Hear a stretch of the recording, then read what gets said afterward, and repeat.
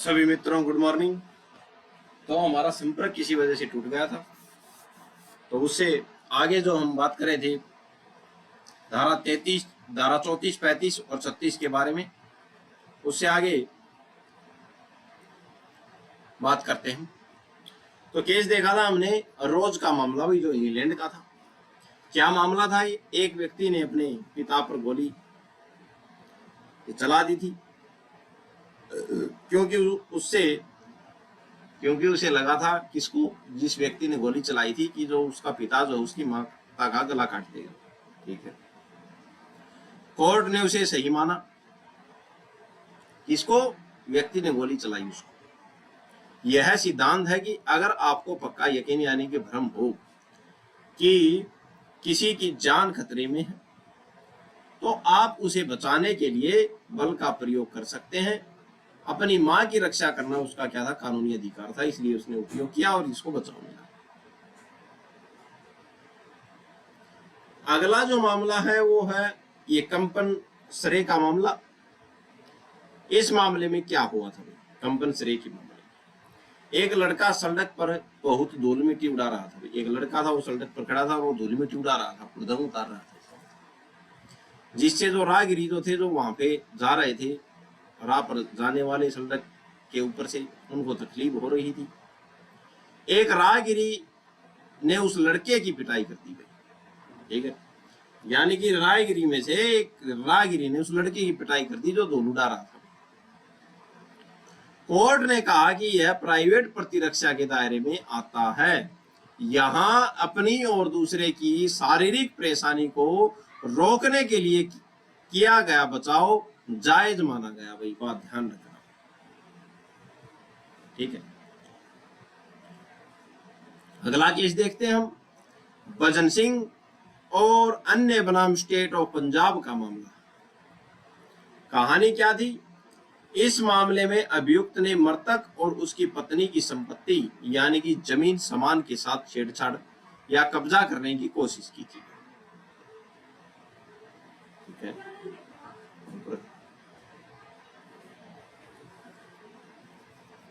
तो इस मामले में अभियुक्त ने मृतक और जो उसकी जो पत्नी थी, पत्नी की संपत्ति यानी कि जमीन सामान के साथ छेड़छाड़ करने या कब्जा करने की कोशिश की थी। भाई ठीक है, सीख क्या मिली?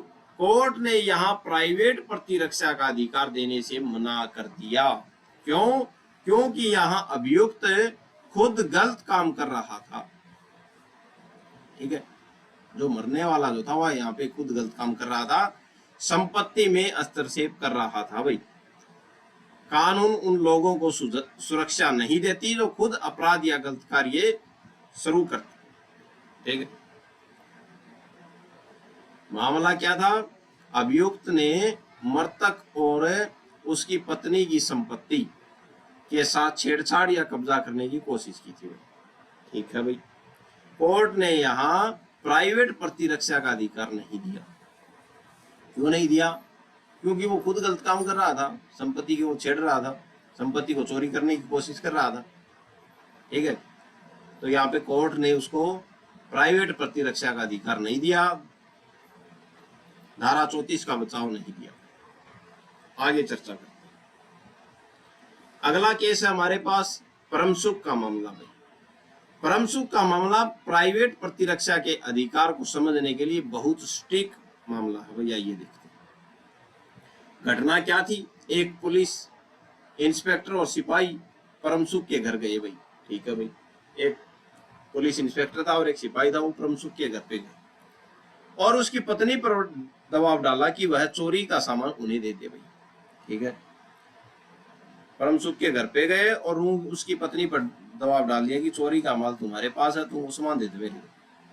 ठीक है भाई, पत्नी ने मना किया कि उसे कुछ नहीं पता और उसका पति बाहर गया। भाई पुलिस इंस्पेक्टर ने गुस्से में आकर पत्नी को बैत यानी कि डंडे से मारा। भाई ठीक है भाई, पुलिस इंस्पेक्टर ने मार दिया डंडे से। पत्नी के चिल्लाने पर उसका भतीजा उसे बचाने दौड़ा। पुलिस ने भतीजे को भी मार दिया। भाई भतीजे को भी मारा बैत से। भतीजे ने बचाव में सिपाही से डंडा छीनकर और इंस्पेक्टर के सर पर मार दिया, जिससे उसे चोट लग गई। भाई ठीक है। अब मामला गया कोर्ट में, कोर्ट में मामला गया तो क्या हुआ, कोर्ट का फैसला और प्राइवेट प्रतिरक्षा का नियम। कोर्ट ने इस मामले में भतीजे को दोषी नहीं माना। क्यों नहीं माना, इसके पीछे कारण रहे भाई। क्या कारण रहे, पुलिस का गलत व्यवहार।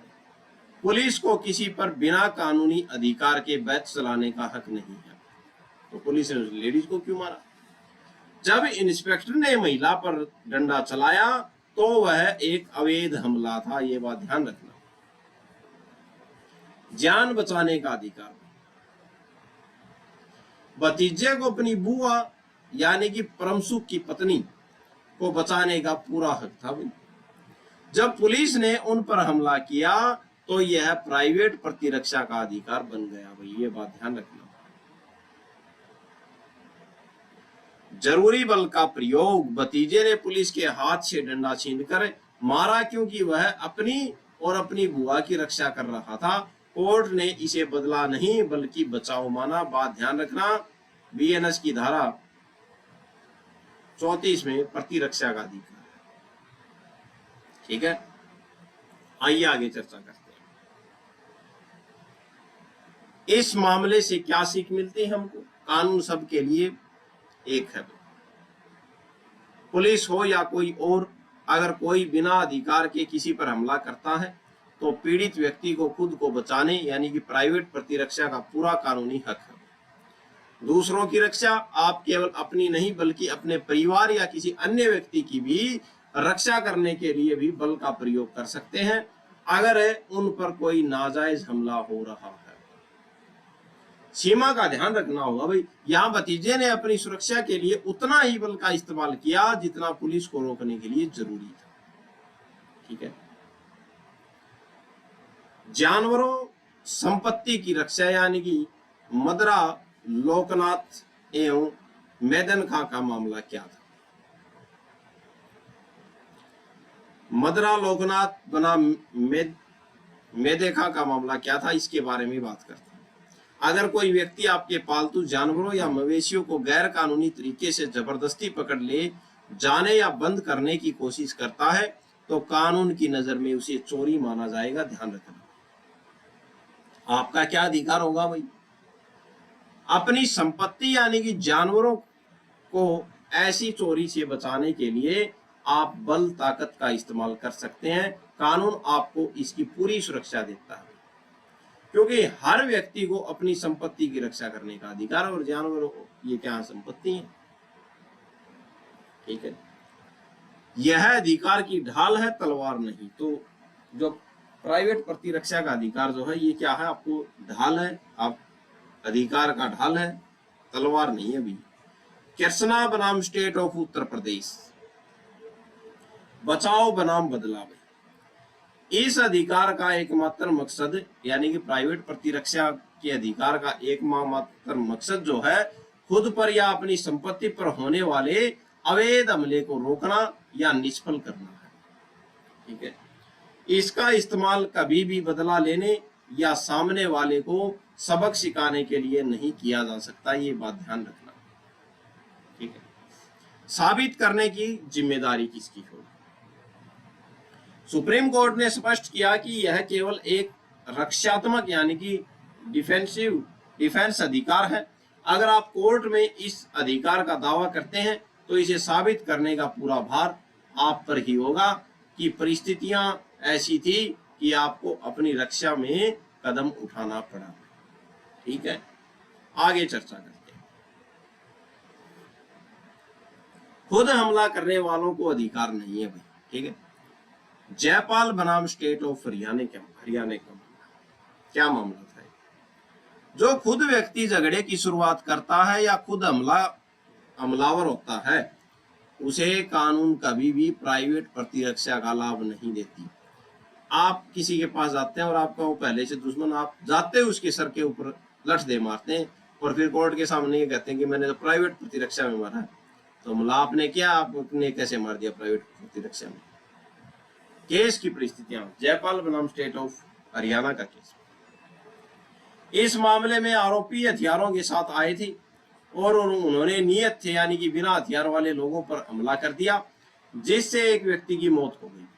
कोर्ट ने साफ कहा कि पीड़ित पक्ष निहत्था था, इसलिए हमलावरों को आत्मरक्षा का कोई अधिकार नहीं मिल सकता। बात ध्यान रखना, ठीक है। बात नंबर 4, चोटों की संख्या से हमलावर तय नहीं होता, ठीक है। यानी कि चोटों की संख्या से हमलावर तय नहीं होता भाई। बिहारी राय बनाम स्टेट ऑफ बिहार, इस मामले में बात क्या कही? सुप्रीम कोर्ट ने एक बहुत व्यवहारिक बात कही कि सिर्फ चोटों की संख्या देखकर यह तय नहीं किया जा सकता कि असली हमलावर कौन था। उदाहरण देखते हैं। ऐसा हो सकता है कि किसी ने आप पर हमला जानलेवा वार किया हो, लेकिन आपने अपने बचाव में उसे 3-4 लाठियां मार दी भाई।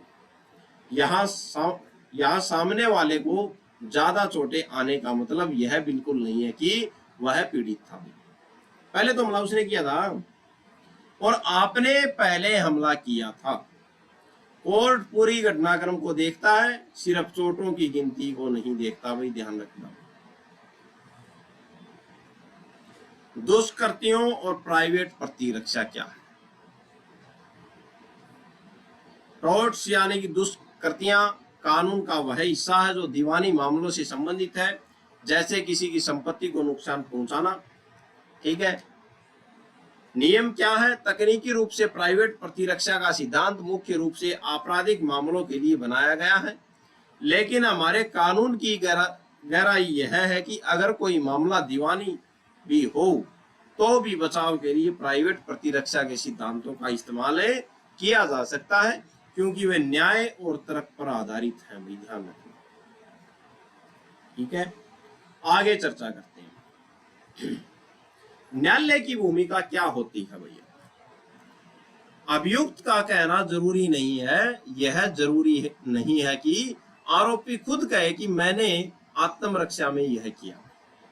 अगर केस की परिस्थितियां, गवाहों या सबूतों को देखकर कोर्ट को यह लगे कि हाँ वास्तव में खतरा था और आरोपी ने खुद को बचाने के लिए कदम उठाया था, तो कोर्ट खुद भी यह मान सकती है कि उसने प्राइवेट प्रतिरक्षा के अधिकार का सही इस्तेमाल किया है भाई, ठीक है।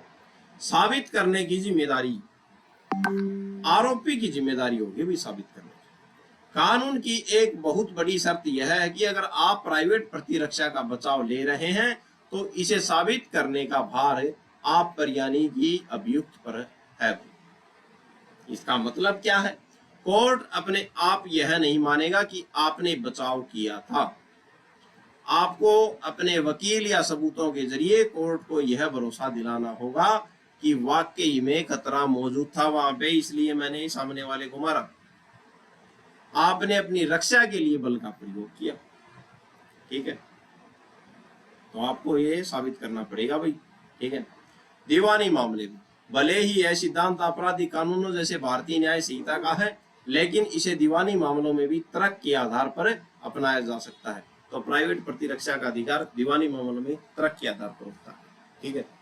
न्यायालय का विवेक भाई, आरोपी के खुद कहने का इंतजार किए बिना कोर्ट परिस्थितियों को देखकर भी आत्मरक्षा के अधिकार को मान्यता दे सकता है। सबूत का बोझ भाई, आत्मरक्षा का दावा करना आसान है, लेकिन उसे कानूनी रूप से साबित करना आरोपी की ही क्या होती है? जिम्मेदारी होती है। ये बात ध्यान रखना। तो ये प्राइवेट प्रतिरक्षा के बारे में हमने महत्वपूर्ण केस देखे, कुछ फैक्ट देखे जो आपको समझ आए होंगे। आज के लिए इतना ही। और ये पार्ट नंबर 2 है क्लास का, प्राइवेट प्रतिरक्षा का।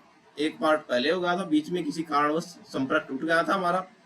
तो आज के लिए इतना ही। चैनल को लाइक करें, शेयर करें, ज्यादा से ज्यादा मित्रों तक पहुंचाएं। धन्यवाद, धन्यवाद, धन्यवाद।